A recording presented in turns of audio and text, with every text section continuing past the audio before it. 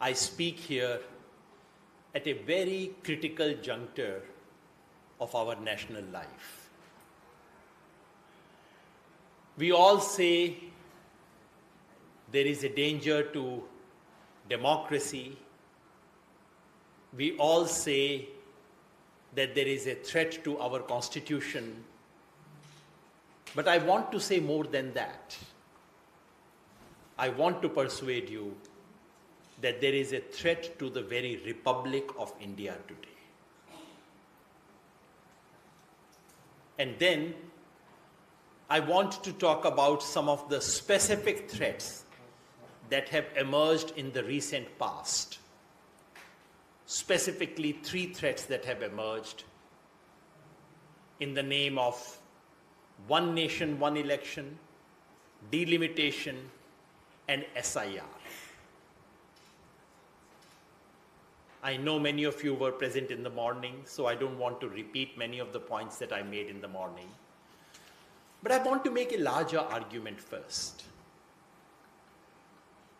We all say there is a danger to democracy. We have been saying it for so many years now that we forget what exactly is the nature of the threat to democracy. In the 21st century, we do not live any longer in an era when you have democracy and dictatorship. We live in an era where most regimes are hybrid regimes. A bit of democracy, a lot of dictatorship. This is hybrid regimes.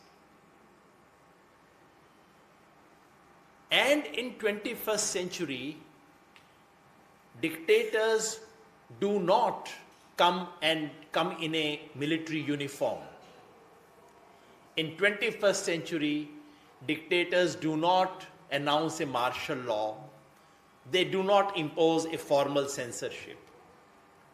In 21st century, dictators come in the name of democracy. They come by utilizing the instruments of democracy. They impose their rule in the name of the people. They murder democracy in the name of democracy. This is not just India. Look at what's happening in Turkey. Look at what's happening in Hungary.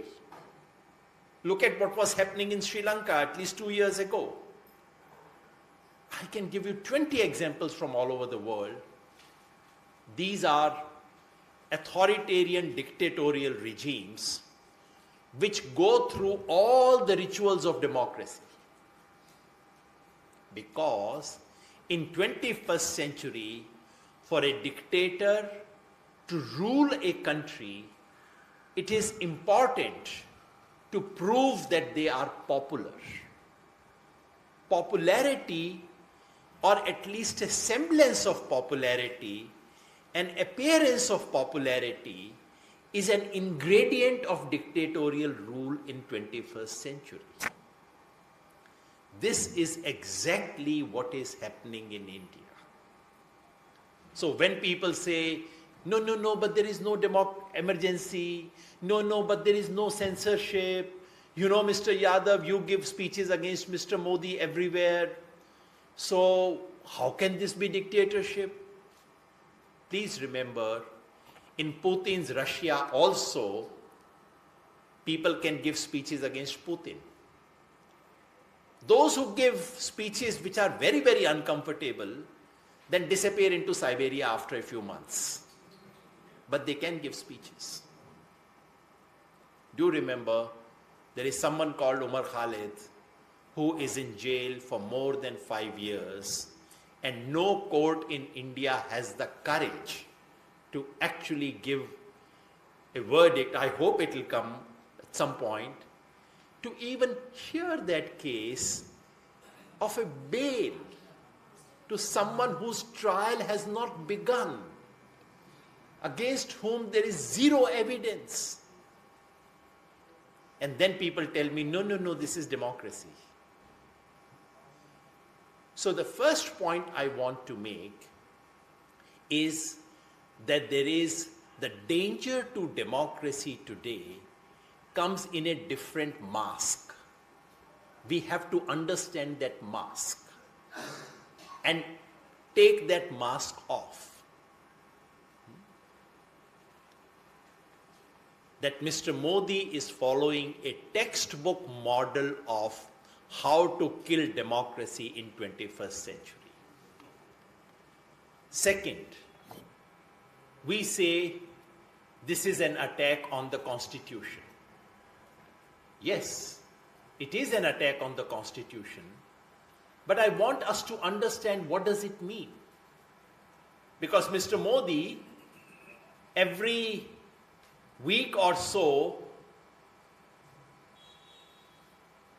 takes the Constitution to his forehead. On 26th of November, Mr. Modi writes a letter to the entire country in praise of Indian Constitution. You know? And now they are celebrating the Constitution of India. While at the same time stoking a campaign to say that Constitution of India is foreign. It's actually not an Indian Constitution. So they do both the things at the same time. Mr. Modi would say, great Constitution, I love it, I bow down. And someone else will say, this is a foreign Constitution. This doesn't belong to the people of India. Exactly as Mr. Modi would say, Mahatma Gandhi is great, while RSS people build temples for God's sake. This is a standard classic technique that they are using. But what is it about the Constitution? I do want to say this about Constitution, because this propaganda has gone on and on and on that it's a foreign Constitution,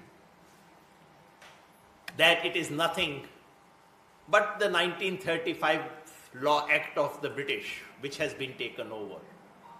Yes, a large number of routine administrative provisions from in the Constitution have been taken over from 1935 Act. But that is not the soul of my Constitution. The soul of Indian Constitution is its preamble, is the fundamental rights. It is the directive principles. It is the basic structure of Indian Constitution. I do not have the time to elaborate upon that today, but I'm sure my colleagues will do it. Someday I may get another opportunity to say it. Indian Constitution is nothing. The soul of Indian Constitution, the spirit of Indian Constitution is nothing except inscribing the fundamental values of Indian civilization. Indian Constitution did not come from outside. It is 3,000 years of the best of Indian civilizational values which have been picked up and inscribed in the preamble. What we call socialism is something that goes directly back to Karuna in Buddhism, in the idea of Rahm that came in Islam, the idea of compassion that is in Christianity. That has been given a modern name and we today call it socialism. What is called secularism? There is enormous propaganda in this country to say, no, no, no, secularism came only during emergency. Indira Gandhi imposed it during emergency. It's a complete lie. First of all these people who tell you that secularism was imposed by Indira Gandhi during emergency, they don't tell you the real thing. Yes, the word secularism was inserted in the Constitution's preamble during the emergency, in the infamous 42nd Amendment. But please remember, there was something called 44th Amendment to the Constitution. where whatever the 42nd Amendment, in whichever way 42nd Amendment had damaged India's constitution, all that was reversed by Janata Party. But there were certain things that were not reversed. Secularism was one of those things. The word socialism and secularism could have been reversed in the 44th Amendment by Janata Party, which at that stage, please remember, the Home Minister of the Janata Party at that time was Information and Broadcasting Minister was L.K. Advani, and the Foreign Minister was Atal Bihari Vajpayee. That government decided to retain the word socialism and secularism from the 42nd Amendment, which they could have easily erased at that point. So number one, it's a lie to say Indira Gandhi introduced it because of emergency it is there. No. It is a cross-party consensus. On 44th Amendment, Janata Party voted for it and Congress voted in favor of it. It was decided by unanimity of this country in 1978. Number two, they don't tell you that the word secularism may have been introduced in 1975. I don't care. Even if it was not introduced, it makes no difference. Because the basic structure of this constitution is secular. Because this constitution tells me this country cannot have an official religion. Every person will be treated equally. And minority religions would have their fundamental right to practice, to propagate their own religion. This is the foundation of Indian secularism. It existed from the very first day. This was not introduced during the emergency. And in the famous, and this was upheld by the Supreme Court before emergency. In the famous Keshwanand Bharti case, the Supreme Court of India had said much before the emergency that there are certain things in this constitution that can never be changed. And the Supreme Court had said secularism was one of those things. So it is a lie to say that secularism has been inserted later on. It's been there from day one. Actually, it's not even there from day one. It's been there for 3,000 years in this country. What Ashoka was doing, the idea of Maitri, Mitta as it was called in Pali. What is Maitri? It is that people of different faiths must coexist and must be given equal respect. This is secularism. What was Akbar doing? What was Deen-e-Ilahi?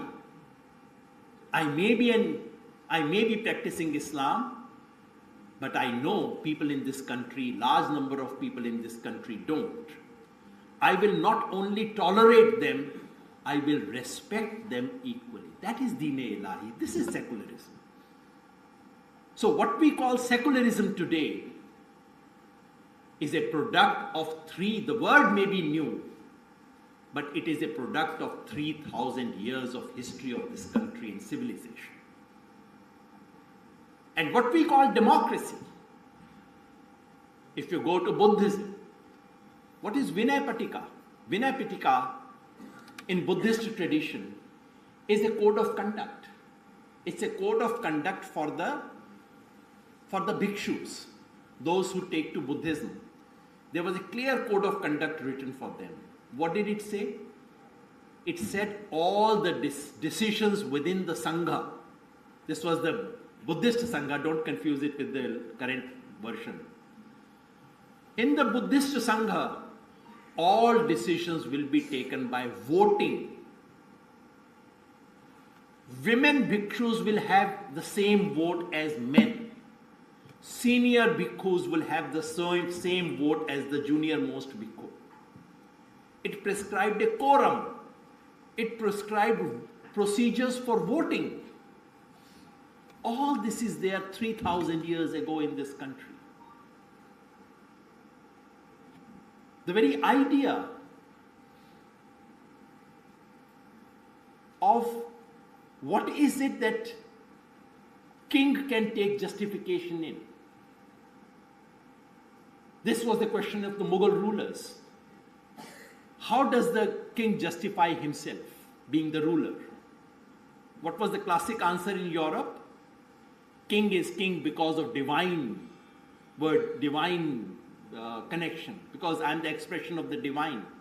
No, that's not the answer of the Muslim rulers in India. They are saying the rule of the king is legitimate because it serves the people, because it does welfare of the people, because it is just. The idea of adl is that of justice. Your being an emperor is legitimate because and only if you are just. This is the foundation of modern democracy. So I want to say that in this country, when we say constitution, constitution is not merely about the written formal constitution of India.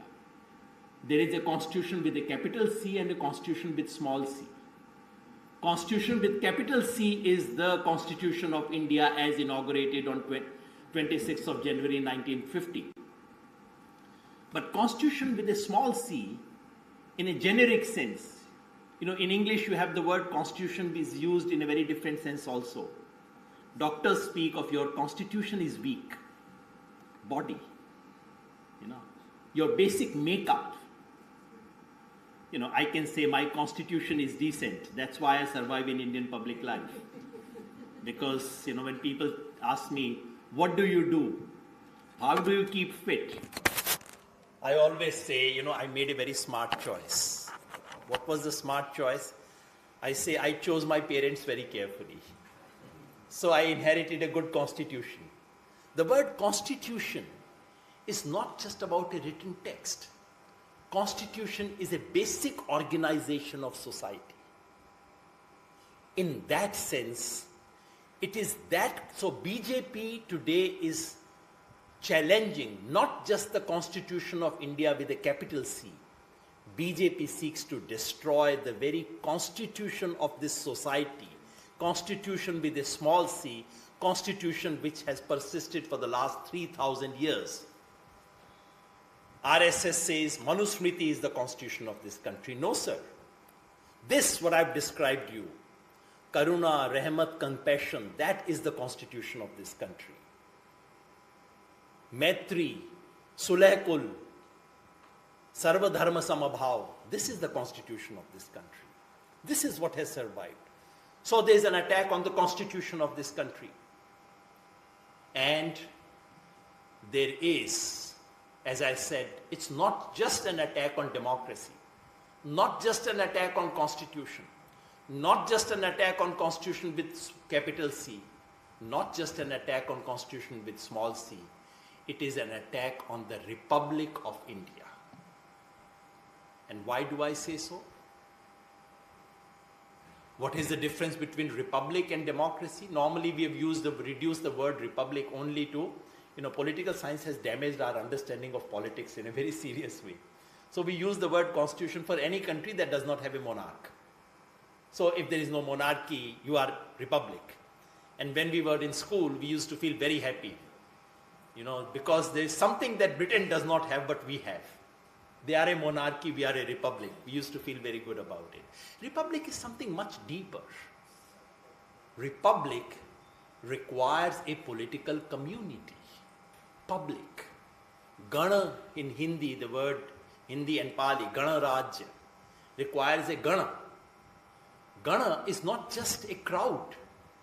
It is a people with an understanding, with a shared set of values.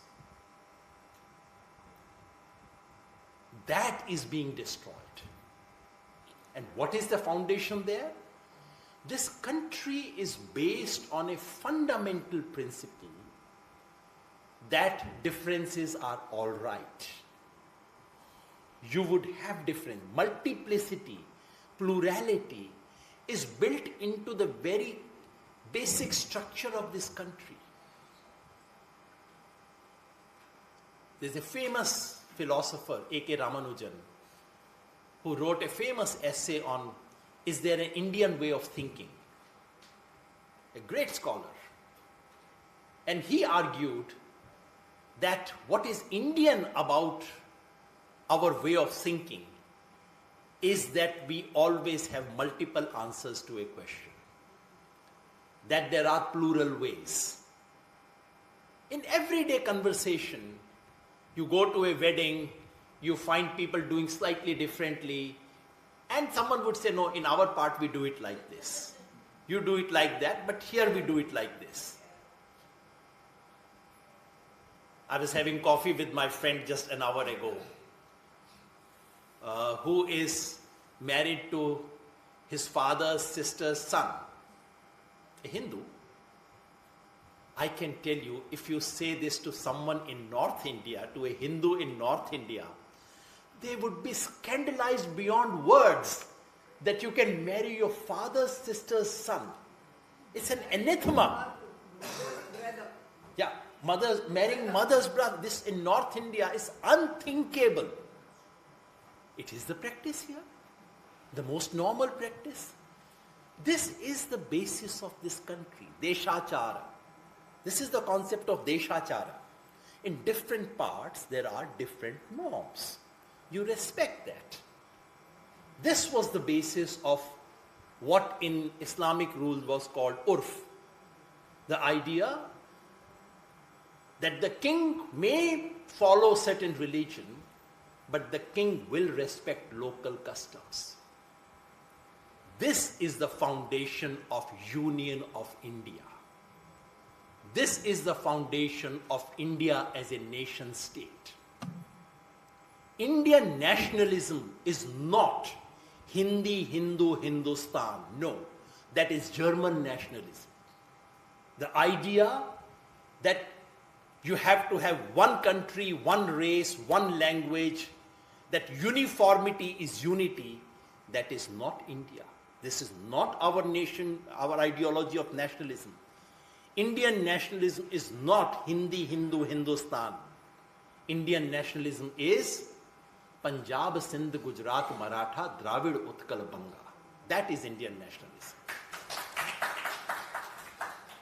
No other country, no country in Europe would foreground its differences, would tell you that we have 15 different languages, and they will certainly not put it in their national anthem.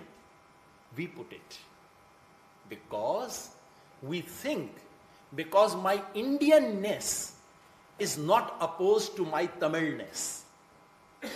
India is founded on the assumption that you will never be asked this question: are you an Indian or are you a Tamil? Are you an Indian or are you a Muslim? Are you an Indian or are you a Marathi? This question cannot be asked because my Indianness is through my Tamilness. My Indianness is through my Muslimness, my Hinduness, my Sikhness. Regionalism is not a threat to Indian nationalism. I do not have the time today to talk about these things, but one day I want to speak about the fact, if India has survived as one country, my friend remembered that unlike Soviet Union and Yugoslavia, it is because of regionalism that India has survived. Not despite regionalism. Regionalism saved this country. If we did not have Dravidian parties, if we did not have a Telugu Desham, if we did not have an Akali party, if we had outlawed these things, if we had banned them, India would have disintegrated. Regional expressions have saved India because this is how India is composed. So my friends, what we have is assault on that very foundation of India. Because Indian nationalism is not like European nationalism. European nationalism is one language, one country, one culture. Cultural boundary and political boundaries must match. So what happened? Europe, which is about the same size as India, We should get our mental map right. Sometimes we try and think of India like Britain, India like France. No, sir. India is like the whole of Europe plus. Because they followed this formula of one country, one language, one culture, they are what? 35 countries. India followed a different formula. We said, this Vividha Bharati is not just the name of a radio station. This is the essence of India. And this essence is under assault. And I say, the Prime Minister last month said, there is a Macaulay mentality which we need to remove. I said, yes, he's absolutely right. There is a Macaulay mentality. There is a mentality to imitate everything in Europe. And the best example of that Macaulay mentality is RSS and the BJP. Because they want to copy European nationalism in India. This is not my nationalism, this is German nationalism. Apply that in Germany, don't bring it to India. That's why they do it like this, you remember? This is a German salute, this is not an Indian salute. No Indian culture ever does this. This is an assault on Indian civilization, being carried out in the name of Indianness. Just as democracy is being destroyed in the name of democracy, the foundations of India are being destroyed in the name of Indianness, in the name of nationalism, in the name of authenticity. This is being destroyed. This is why we need to struggle. This is why we need to stand up. I had promised that I will speak about 3 recent assaults. I spoke about it at length in the morning, and since I see so many faces from the morning, I will not repeat it at length. But I'll just give you a basic sense of it.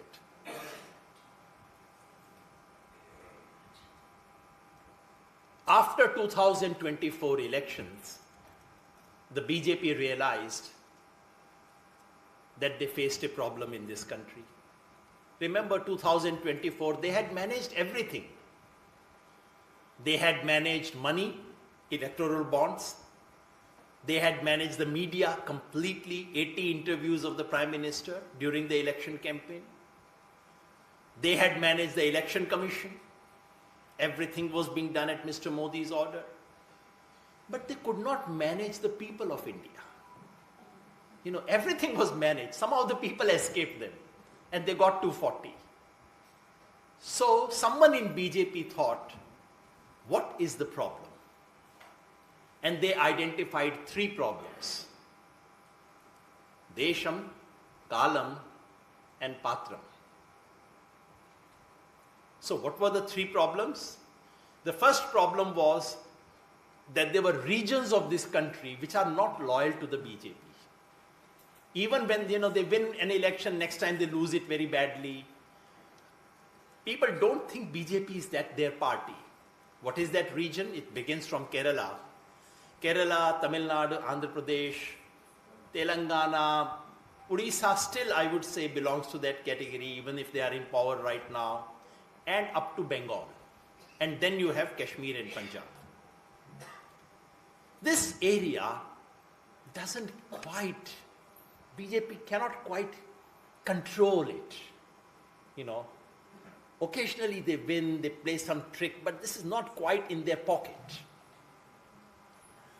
So they need a solution. This is the Desham problem, place. There are regions and places which don't quite belong to them. The second problem is Kalam, calendar, time. The calendar of elections is such that you have election every 8 months or 10 months. Not only the state government, but even the central government is under question, because remember, modern dictators need to prove that they are popular. So Mr. Modi's popularity is tested every 8 months, every 10 months. And you have to do something. In Bihar, you had to give 10,000 rupees bribe to women. Something you have to do in order to get votes. You pass in many tests, but you also fail, as I hope they would now in the coming elections. So that's a problem. Constant election is a trouble, is a hassle.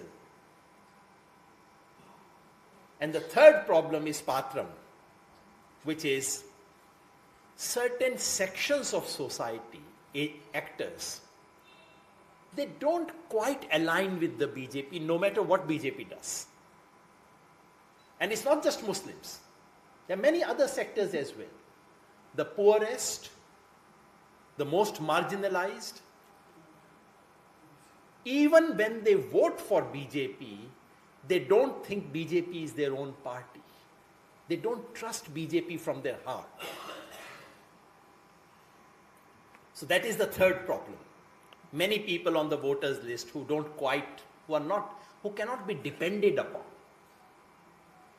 And my submission to you is that what we are witnessing today is a triple solution to these three problems. What is the solution? Delimitation is the solution to the problem of region. One nation, one election is the solution to the problem of time, calendar. And SIR is the BJP's solution to the problem of patram.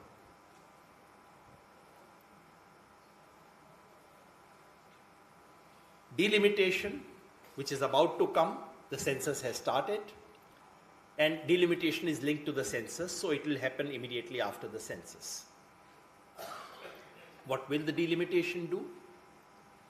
Why does it solve BJP's problem? Because if, according to delimitation, Lok Sabha seats are reallocated to each state, what would be the impact of it? Kerala from 20 seats will come down to 12. Tamil Nadu from 39 to 31.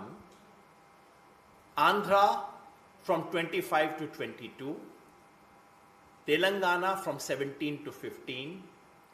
Odisha from 21 to 18. Bengal from 42 to 38.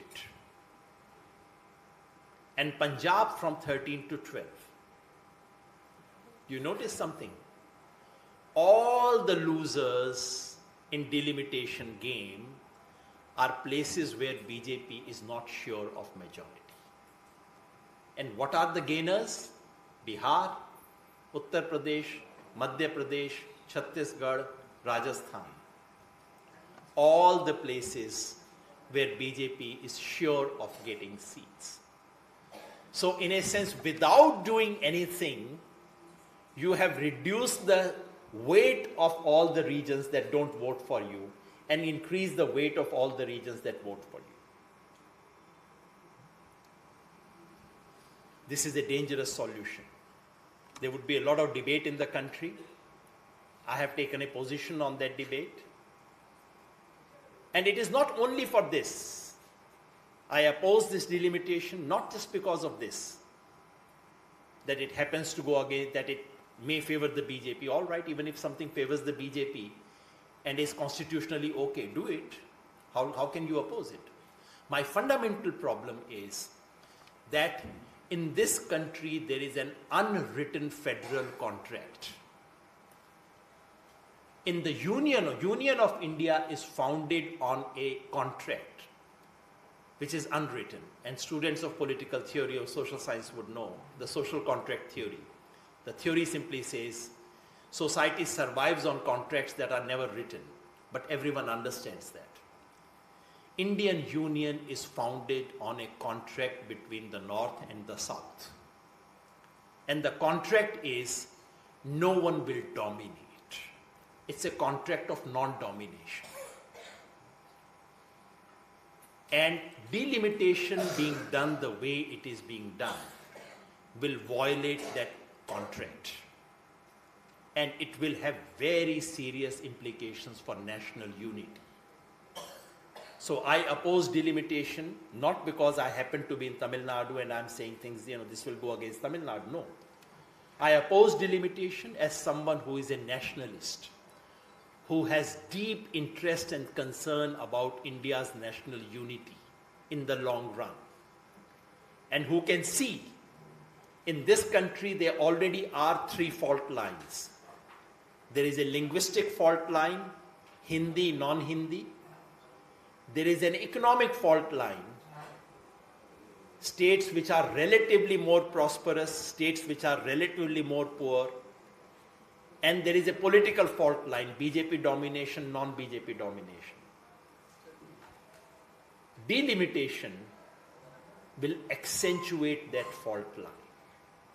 Delimitation can actually seriously create trouble for India's national unity because of this. That's why we should not go for it. So that's the delimitation story. All being done against national interest only in order to ensure the interest of the BJP. I say again and again that these people who talk of nationalism every day have zero interest in national unity.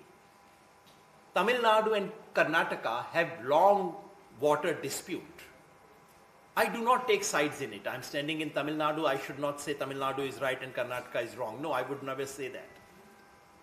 All I would say is, one of the first job of a nationalist prime minister in this country should be to sit down with Tamil Nadu and Karnataka to say, all right, we belong to the same country. There is a real problem. Farmers have a real need. Can we have a solution? Punjab and Haryana have a problem, river water dispute problem.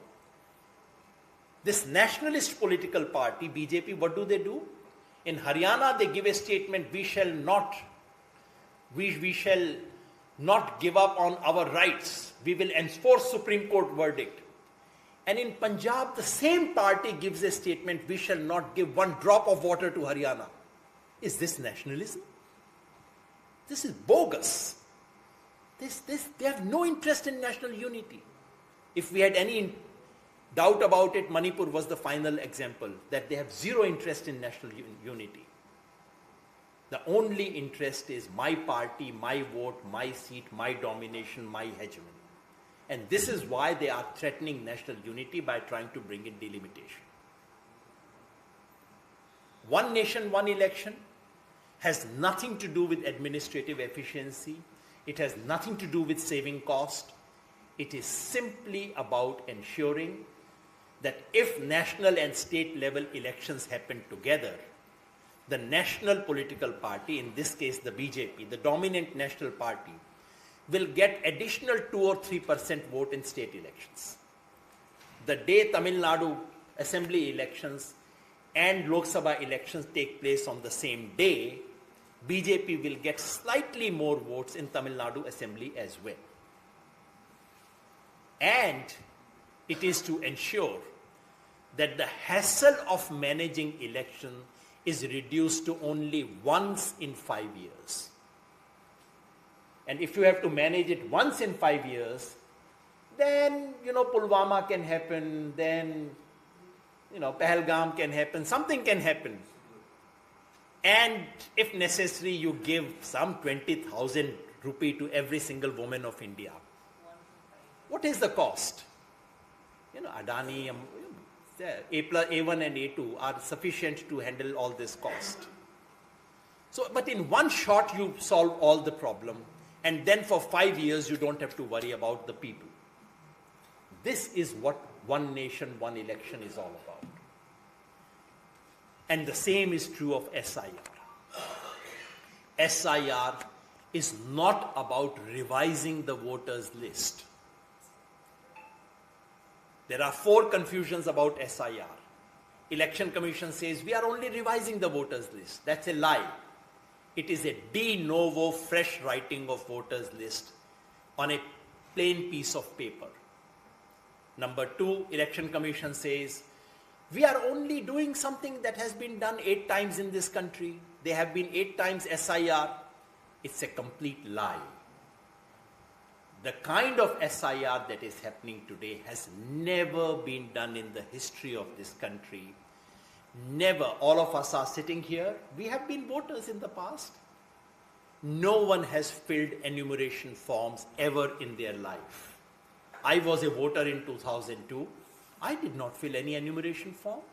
I did not give any documents. So this is not a repetition of an old exercise.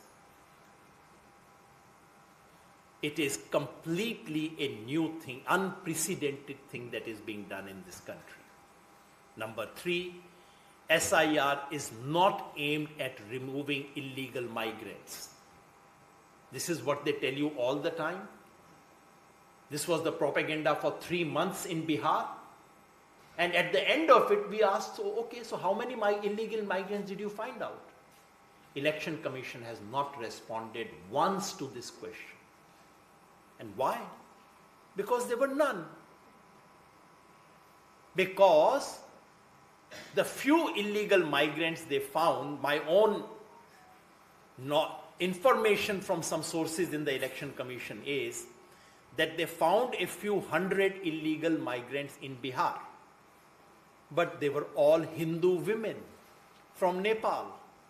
It has nothing to do with Bangladesh or Rohingya. I mean, the whole thing is a complete bogus talk. It's a lie. These were poor, helpless Nepali women who had married in India and who have ration card, who have everything, but who cannot prove that their parents belong to India because their parents do not belong to India. This is the reality. That's why, and because they are Hindu, Election Commission doesn't want to talk about it, because BJP doesn't want to talk about it. Same is the case in Assam. While the entire country is being asked to prove its citizenship, sitting in Tamil Nadu, sitting in Karur, you are being asked to prove that you are an Indian citizen or not. And the only state of the country where citizenship is a real serious issue, namely Assam, in Assam, Election Commission is saying no one needs to fill an enumeration form, you don't need to give any document, you don't need to prove your citizenship. Isn't it strange? All of us are being given a medicine. We are being told, well, it's harsh medicine, but for national interest you have to take it. But the one person who has been identified with the disease, he will not be given medicine. Assam will not get medicine, everyone else will get the medicine. Those who don't need it will get it. Those who need it will not get it. This is the Election Commission of India. So it has nothing to do with illegal migrants. And SIR has nothing to do with correcting the voters list. We have shown, demonstrated in the Supreme Court with examples on affidavit, which Election Commission has not contested. Election Commission has filed a counter affidavit and they have admitted every single example that I gave. We have proved that Bihar voter list after SIR had more than 5 lakh duplicate names from the same constituency. 59 lakh duplicate names across constituencies. 75,000 names which were blank or gibberish, ABC, Ka as the name of a person. This is 75,000 names of that kind. 21 lakh households where more than 10 persons were living, including households which had 800 voters. We gave the list in the Supreme Court. And as I said in the morning, in Bihar voter list, names were written in Tamil script, Kannada script. We showed it in the Supreme Court. The judges laughed at it. It was still 20 days to go for Bihar election. Election Commission did not even amend those examples that I showed in the Supreme Court. And in the final election, the same thing with some names in Tamil and Kannada, actually Bihar people voted on that. So someone sitting in Bihar understood Tamil script, understood the name of the voter. I mean, this is the joke. They have no interest in correcting the voters list. SIR is about disenfranchisement. SIR is about deleting names. SIR is doing exactly what happened in America in the 19th century. In the 19th century in the US, after the Civil War, there was equality. Everyone had, slavery was abolished. So the blacks, the ex-slaves, naturally had a right to vote. What do? The whites did not want it. They did not want the blacks to vote. So they came up with laws. Please read American history. There was a series of laws that came up in 1860s, 1870s, 1880s in America. Every law prescribed some qualification for being a voter. Qualifications were of education, of property, of certain kind of residence. Basically, all the qualifications were such that the blacks cannot fulfill it. And through that, the largest disenfranchisement in the history of democracy had taken place in America in the second half of the 19th century. And what is happening in India in the name of SIR has already broken those records. Bihar alone has had 45 lakh names finally deleted. And I can tell you, the current SIR, which is taking place in 12 states of the country, including Tamil Nadu, will have about 5 crore people being deleted from voters' list. This is unprecedented in human history. No country has witnessed this level of disenfranchisement ever. About 5 crore people are about to be deleted, and half of India is still waiting for SIR. So finally, we would have about 10 crore people. This is the level of disenfranchisement that we are looking at. Disenfranchisement will take place either with the simple device, you don't give your enumeration form, what can we do? Your name is deleted. This has never happened in the country's history. In India, the onus of being on the voters list was never on the voter.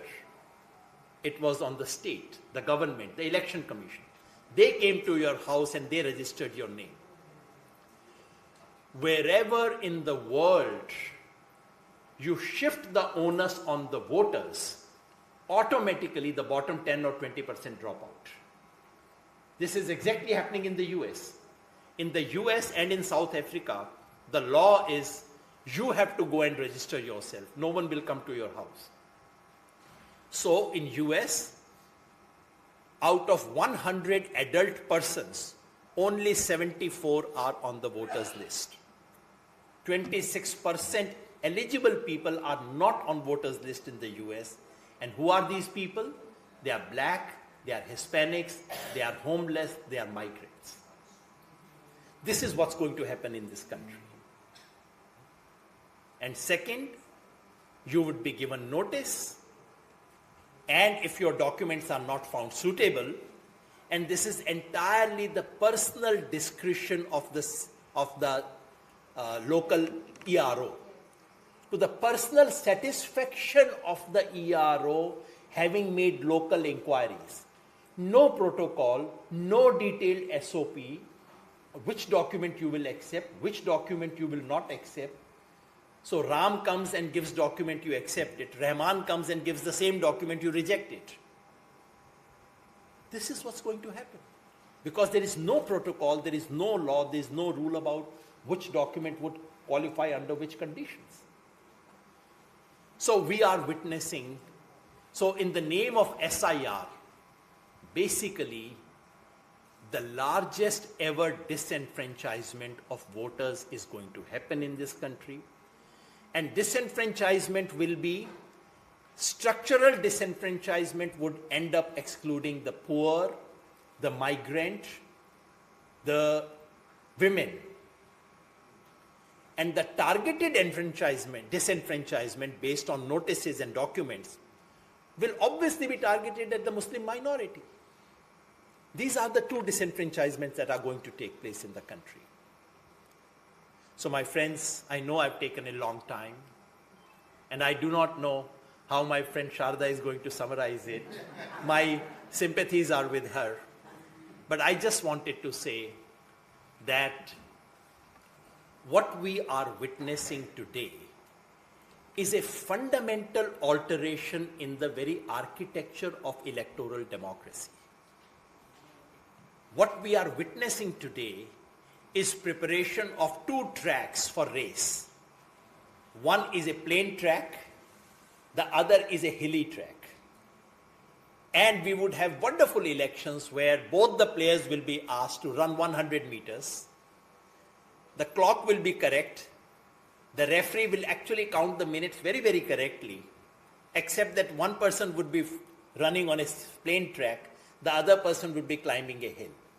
And they would say, fair elections. After 100 meters, we found this player actually ran more than the other one. This is actually what is happening here. Basically, the playing ground is being transformed in order to ensure that this country will always have elections and BJP will always win them. This is exactly what dictators in 21st century need. And therefore, my friends, this is the time for us to stand up, to be counted, to raise our voice, so that our children, our grandchildren must not ask, Grandma, when 10 crore voters were being deleted, what were you doing? And if your answer is, no, but my vote was not deleted, I think we would look very silly. The very fundamental thing that we have earned through the freedom struggle in this country is this right to vote. That is being taken away. That is being assaulted. We have to stand up. I should end by mentioning that on the 20th of this month in Delhi, we, Bharat Jodo Abhiyan, in collaboration with PUCL and NAPM, National Alliance for People's Movement, and the People's Union for Civil Liberties, all of us are doing a national convention on SIR, where we would have people from all these 12 states who would come and narrate their experience of what actually SIR is doing. We will also present information. We will carry on this campaign, and may I call upon all of us to join this campaign, because we are not defending merely the rights of some poor and marginalized people. We are fighting here to defend the very core of our constitution, our democracy, our civilization.